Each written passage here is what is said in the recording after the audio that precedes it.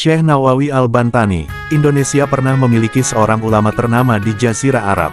Ia menjadi imam di Masjidil Haram, mengajar di Haramain, menulis buku yang tersebar di Timur Tengah.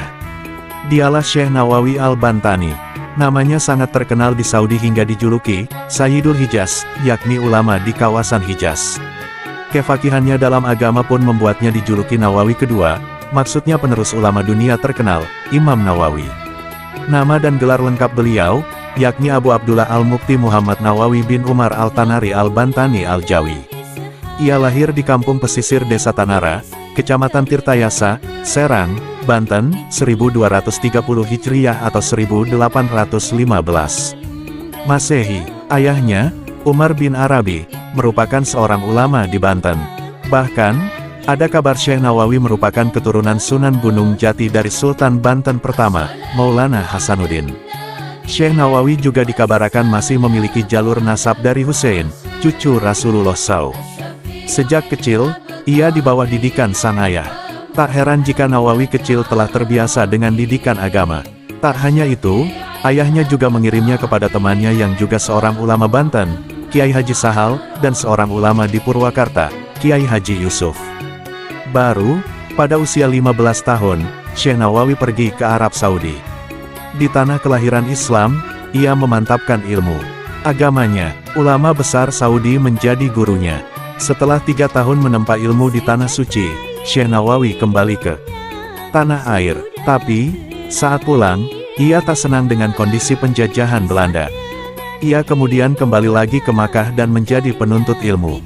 Sejak keberangkatan itu, ia tak lagi pulang ke Indonesia hingga akhir hayat. Di Makkah, Syekh Nawawi giat menghadiri majelis ilmu di Masjidil Haram. Hingga, kemudian seorang imam masjid utama tersebut, Syekh Ahmad Khatib Sambas meminta Nawawi untuk menggantikan posisinya. Maka, mulailah Syekh Nawawi menjadi pengajar dan membuka majelisnya sendiri di Masjidil Haram. Murid Syekh berdatangan dengan jumlah yang banyak. Bahkan, beberapa di antara muridnya merupakan pemuda asal Indonesia.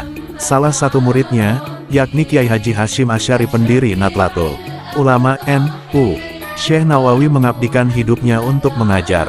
Ia pun terkenal giat menulis dan menghasilkan banyak karya.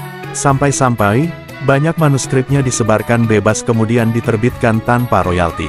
Sedikitnya, 34 tulisannya juga masuk dalam Dictionary of Arabic Printed Books.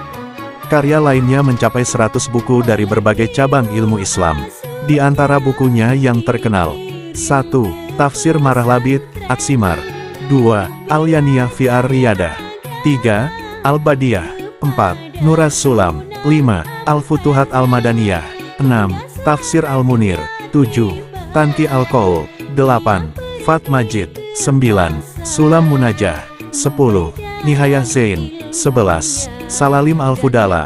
12. Bidayah Al-Hidayah. 13. Al-Ibris Al-Da'ani. 14. Bukyah Al-Awam. 15. Futuhus Samad. 16. Al-Aqdus Samin.